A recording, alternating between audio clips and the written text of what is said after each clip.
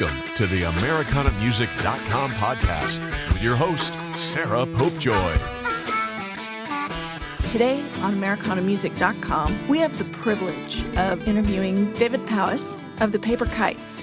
A mellow blend of harmony-rich, leaning acoustic folk, the Paper Kites are a welcome sound in the chaos of today's world. With 2 billion global streams, the Melbourne band's music has been featured on Grey's Anatomy, This Is Us, Virgin River, with their 7th studio album, If You Go There, I Hope You Find It, coming out January 23rd, 2026. Beginning May 1st, their 2026 tour begins in North America throughout both the United States and Canadian cities. We're excited to be talking to David Powys about the band's American tour and their new album. Welcome, Dave. Hey, Sarah. Good to be here. First off, I read that the band's from Melbourne. You're from Melbourne as well? That's right. I was telling my brother, Billy, because for a while he lived out in the Camberwell Junction, and he told me to tell you cheers for the Hawthorn Hawks. Right. You're singing harmony vocals, and you play guitar and banjo on this album with the Paper Kites. Can you tell us about how your personal music journey started? Who were some of your biggest influences? Yeah, Sarah, I was lucky enough to grow up in a home with music-loving parents. I had a pretty great record collection to sift through when I was a kid. Of course, I was listening to the radio and recording songs to tape that I wanted to listen to, and I fell in love with my dad's collection, which was full of Simon and Garfunkel, the Beatles, and Neil Young. So I really found a lot of my own love for those artists and for songwriters. A lot of 60s bands as well, like the Trogs and the Zombies and bands like that were really quirky and strange. So I developed a love for alternative music, I think, from a young age. That inspired, I wanted to be a part of that somehow, or to be able to, like, hearing bands like the Presidents of the United States of America and just certain things about the way the guitars sounded. I wanted to be able to replicate that. I'm not sure why, but I would often be found in my sister's bedroom taking the only guitar we had in the family was hers, an old nylon string. She would often be asking where the guitar's gone, and it would be in my bedroom because I was just trying to figure things out and work out the sounds that I was hearing on all these records, and just developed a love for the sound of the guitar and for melody from a pretty young age. That's awesome. Can you talk a little bit about how you joined the Paper Kites and how the band came together? My journey musically has been pretty varied. I've played in a lot of different kinds of bands, and I've played under my own name as well. And I've sort of found my way around the country playing in different bands and have met a lot of people at a pretty young age in my early 20s. And during that time, I met some of the guys who are now in the Paper Kites. Back then, we were all playing in other bands. I developed friendships with a couple of the guys from the band. At the time, we were playing in other bands separately, and eventually we all found ourselves in Melbourne. Sam and Christina, who I'd say the main vocalists of the Paper Kites, they had formed a duo and were playing in wine bars and cafes, playing a few covers and a few originals. They asked me and Sam Raz, the bass player, and Josh, who is Sam's cousin, on drums, to help them out to play at a festival. I was already going to be there with another band I was playing with. We just had this community of musicians and friends who we would play with each other and help each other out in the studio or for live shows. And that was just another one of those favors we were doing, just, yeah, sure, like, I'll pick up the guitar and I'll learn the banjo and I'll play a few things for you at this festival. And then it went really well. We played a couple more shows. It just accidentally fell into our laps that the music that Sam was writing and that we were playing together, it just seemed to be landing really well. During that time, culturally, people who were listening to it, most of them were our friends. Yeah, we booked a few headline shows in Melbourne. We made our own little CD with, stamps on the envelope, and we kind of launched that little demo and sold the show out. And then we booked another show and we sold that show out. And it got to a point where we realized, feels like it's going pretty well. And for me personally, the shows were doing a lot better and were a lot easier to book and sell out than they were for the other bands I was playing with. So It just felt really natural and really easy to play together. A lot of us had known each other a long time too. So we kind of fell into it together, and it just became more and more the focus of my creativity and what I wanted to do. And I learned a lot in those early days playing with the band, being someone who I'd come from a background of playing in punk and hardcore bands. And I was the front man. I was the songwriter, singing as loud as I could. So joining this band, I had to learn a lot about blending harmonies and singing, just changing my voice to sound gentle and quiet or loud at times. It's taught me a lot, I think, about what I can bring to a song and when to play and when not to play. It's been a really satisfying creative journey for me in this band. Were you the only one, or were there a few other in your band who had come from that rock side, that harder rock side? Yeah, totally. Yeah, there's a few of us who played in punk bands, hardcore bands, reggae, ska, yeah, all sorts of stuff. So was that a hard adjustment? This, to doing something kind of more mellow? I don't think so, because as I said earlier, my gateway into music is really where I've returned to as a established musician in my career. All my early influences of folk music, rock music, singer-songwriter, of all the greats from, the 60s and 70s, all those artists and all that influence I had growing up is where I still draw a lot of my influence now playing with this band. It feels like a bit of a full circle for me. So I've explored a lot of different types of music and expressed myself in a lot of different ways. Yeah, playing with this band and the music we've been making feels really good. Feels natural for me, and I think it would be the same for a lot of others in the band as well. I think the adjustment for performing might have been the biggest adjustment, because it's a very different live show to putting on a punk show in a little club where it's sweaty and dirty and just you turn everything up as loud as possible. I think the challenge or the adjustment has been in how to perform like delicate moments and hold tension. How to perform quietly, I think, has been one of the biggest adjustments, especially as a 20-year-old. You get on stage and you have so much energy. You want to turn everything up and you want to play as fast and as loud as possible. That sort of just comes with that young energy, at least for me. So yeah, it was an adjustment to perform and just turn the amp down a little bit, to strum the guitar a little bit quietly to make space for everyone else. I've heard some of our earlier live shows that were recorded. It is funny to see how loudly some of us would sing or strum the guitar, and I think it took us a little while to get comfortable with that. What other ways has the band grown throughout the years? Because you've been together for 15 years. Is that right? Yeah. Between that start up to this new album, If You Go There, I Hope You Find It, what has kind of been the evolution of the band? We've come a long way musically, the way we listen to each other and trust each other musically. That only ever improves and grows and makes us better, I think, as a band, the more we play together.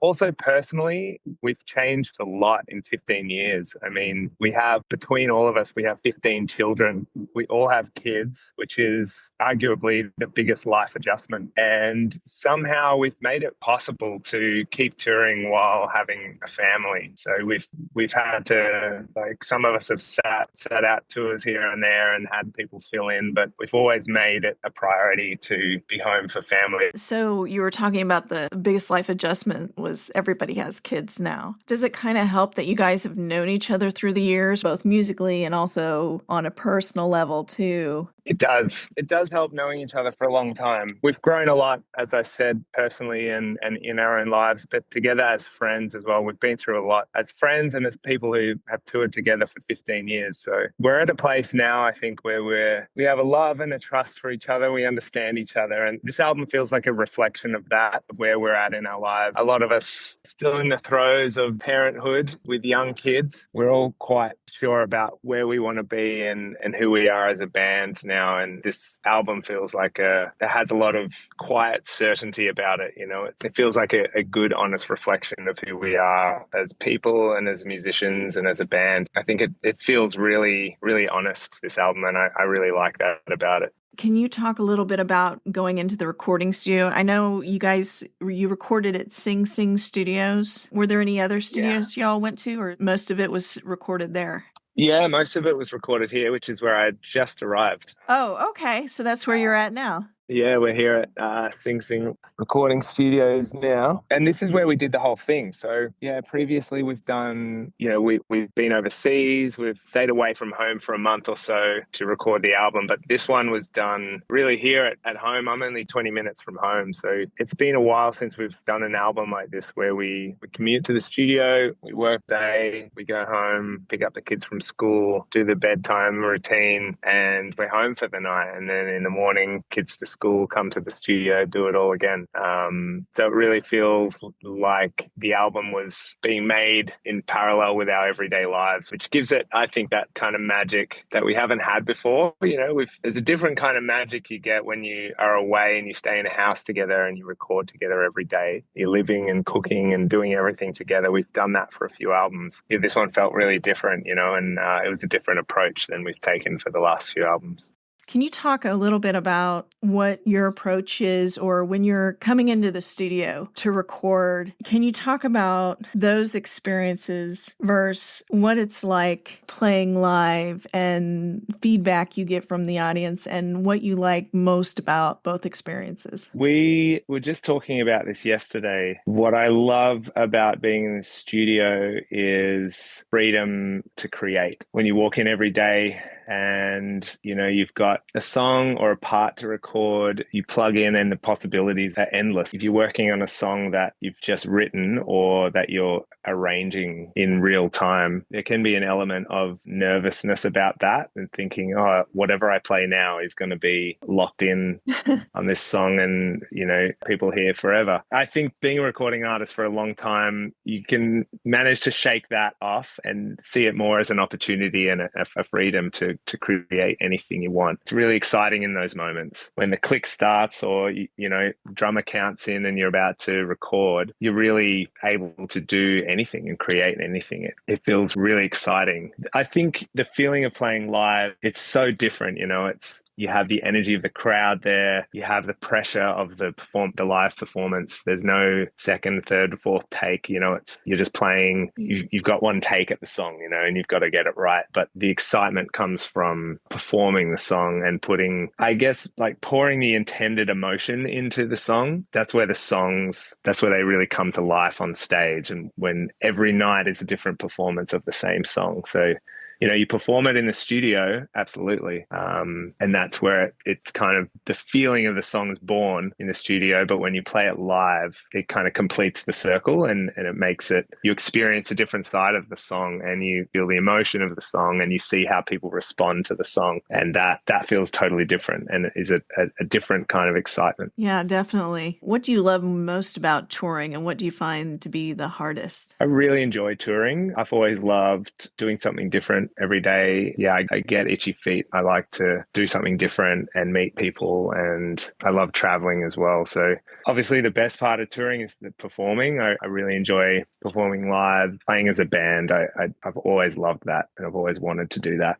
So I love a lot of things about touring. The hard parts of touring, they definitely come from being away from home and being away from people you love and from responsibilities. So there's a tricky balance of maintaining a connection with home, staying in touch with people back home who are kind of waiting for you to come back. That's a delicate balance. Some people are quite good at it. I've never really been that good because wherever I am, that's where my mind is. I'm prone to being very present in the places that I am. So it is difficult to be away from home and away from the kids and my wife for a lot of reasons, but mostly for just having experiences apart from each other. Yeah, it can be complications and can be difficult sometimes. And I miss out on a lot of things when I'm away. On the last tour, my kids had this big performance and my son's first time doing the big school performance and I missed it. I got to watch the video, but I was really sad that I couldn't be there for him. He was really excited about it. We weren't even sure he was going to even walk on stage. We thought he would be too nervous, but he did it. I really would have liked to be there for that. So there's moments that you can't really get back that sometimes you're away for. Sometimes you can feel guilty for that, but it's also part of the job and it's part of the job that I love too. So it is a balance to try and get that right and feel okay about it, not feel guilty, constantly guilty about it. It's one of those things. You were talking talking earlier too about the type of venues that you were playing for and maybe the environments when you were in a punk band versus the type of festivals and things that the Kites play now. And have you noticed a difference? I'm really curious from the perspective of somebody of a band from, Melbourne, the difference between playing in Australia versus playing in Europe versus playing in North America. Are there some big key differences that you notice, or the audiences seem kind of similar? Yeah, that's an interesting one. I think even within the same country, the crowds can be completely polarizing. Like even in the United States, it's playing into a crowd in Austin is completely different to playing to a crowd in Seattle. It really does change, not so much depending on the country. I think Europe is probably where I see the biggest difference. In that some places the crowds can be pretty quiet or really respectful, and everyone still enjoys the show, but just in a different way. Like a show in Glasgow might be a little rowdier, or people singing a bit louder or yelling things out between songs or requesting things, whereas a show in Munich in Germany will be everyone's really considered and respectful and quiet, responsive at the right times, but really respectful. And I mean, our crowds are always respectful, but there's definitely some cultural differences that you see in different places. And I think most noticeably, the biggest difference between at least Australia and the US that I notice, in Australia, people really hesitant to talk to you after the show. We feel like we're bothering people, if we talk to them after the show. But in the US, everyone will come and talk to you. Like even if they see you out at dinner before the show, like you're just having a burger at the restaurant down the road, someone catches your eye or recognizes you from the band, people will come up and interrupt you like in the middle of your meal and just ask for a photo. And it's so funny. It's very different. Back home here, people don't do that. Oh, okay. That's cool. Yeah. Does the band, when you're playing to those different audiences, I imagine that there's a little bit are there changes you make musically at all? Yeah, there are actually. There's been some moments in the show that we think, okay, this will work in the United States, but it probably won't work so well in Europe or the UK. So we'll make some changes here, or even things that we say on stage, like some of the jokes Sam will make. He's said a few things that in the US went really well, and then we, flew over and we were playing in Germany and kind of says the same thing. And it's just completely different humor, it's totally different. So there's definitely things culturally we need to adjust. And I think things musically that we need to be aware of, but not so much make changes. It's more so venue dependent, if we're playing in a big theater with beautiful acoustics, then we'll adjust the set for that and we'll play a few more songs, just around the microphone. Or if we're playing in a club with a low roof, maybe we'll put that microphone away and we'll do, a couple of louder songs or something like that. But we like to switch it up depending on what the room is like, Yeah, definitely. That's so cool. When you guys go out on stage, and you may not be able to speak for your bandmates, what are you hoping to convey when you go out and play to a live audience? I think we walk onto stage very aware that the songs we're playing don't belong to us anymore. The songs belong to people who are there at the show, who have bought tickets, who are hoping to hear their favorite song, hoping to hear a song that's a soundtrack from a moment in their lives that is important enough that they feel like the song belongs to them, or they've wanted to share it with a friend who they've brought to the show, or it's a couple who got married to that song, or it's, someone who feels like one of our songs was a really important part of their journey or healing or anything like that. So we're kind of walking out onto stage aware that there's all these different stories in the room, and we're kind of just doing our best to perform the songs how they should sound live, and just give everyone in the room, including ourselves, an experience to kind of honor those songs and those stories and those moments for people. And so it's really important to us to every night perform those songs and give the songs the moments and the energy and the emotion that they deserve, because each night there's different people at the shows, with different stories. And it's really, really cool watching people connecting in those moments, people hugging or crying or dancing. It's a real pleasure to be part of that. That's awesome. Just, really kind of cup-filling moments there, it sounds like. I love how you say that about how the songs are no longer yours. The visual of the multitude of stories, that's really, really cool. Dave, I just want to thank you so much for taking the time out of your day to talk with me and be on the AmericanaMusic.com podcast. I'm really excited for y'all's new album. If you go there, I hope you find it. And I encourage everyone to go out and pre-save or purchase that album. We're just really excited to get out on the road. We'll be out on the road early next year in Europe, the UK, and where you guys are in North America. So we're so excited to bring these songs on the road. And we're actually here in the studio today putting together the set, recording a few extra things, and we're all getting really excited for the tour. So we're looking forward to seeing you all out there. Yeah, can't wait to share these songs with you and hopefully make some memories. Thank you so much. I really appreciate you being here today and talking about the new album. Thanks, Sarah. Nice to talk to you and get under the hood of some of these things. Thanks. Thank you. Here's a short clip from next week's interview with Cam. She co-wrote 5 songs on Beyonce's Cowboy Carter album. I was born in Southern California, and then when I was 5, my dad's job moved us up to San Francisco Bay Area. But we're very close with my mother's parents, and they had a ranch with just like 3 horses on it, not a working ranch, but a fun ranch. And they had one down in northern Oceanside. It's like inland. It's not even that far inland, but San Diego. So there's like palm trees and a blue barn, and it's really gorgeous sunsets. It's like one of the most beautiful places in my life that I love to be, very calming. And we would drive down a couple times a year just to like get to spend time with them. A lot of driving as a kid, but it was worth it because they would just, I don't know, play like old Patsy Cline records and Willie Nelson and Ray Charles. And it like, I remember noticing first how it would transform the people that I loved while they listened to it. You know, like they would like light up listening to their favorite music and dance. And I remember just thinking how much I loved that. And I learned how to hit like repeat on the CD player really quickly. I knew how to like operate it. I liked that feeling. I liked that feeling that we all got to have together.